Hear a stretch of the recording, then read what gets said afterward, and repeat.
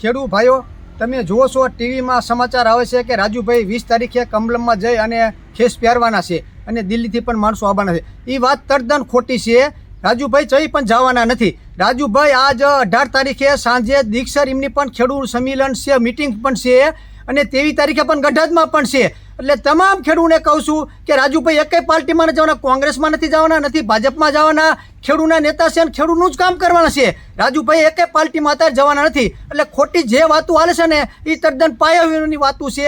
એટલે કોઈને એ વાતોમાં આવવું નહીં. એટલે અત્યારે આપણે રાજુભાઈ જે ખેતી કામ કરે છે ખેડૂતનું, એ પણ કામ ચાલુ જ રાખવાના છે. રાજુભાઈનો ધ્યેય શું છે કે નર્મદાનું પાણી જોઈ. મૂડી તાલુકા, ચોટીલા તાલુકા, થાન તાલુકામાં આપણે પાણી વગેરેનો વિસ્તાર છે અને પાણી જોતું છે. એટલે રાજુભાઈ અત્યારે પણ પાણીના ઝુંબેશમાં જ ઉપર હાલવાના છે.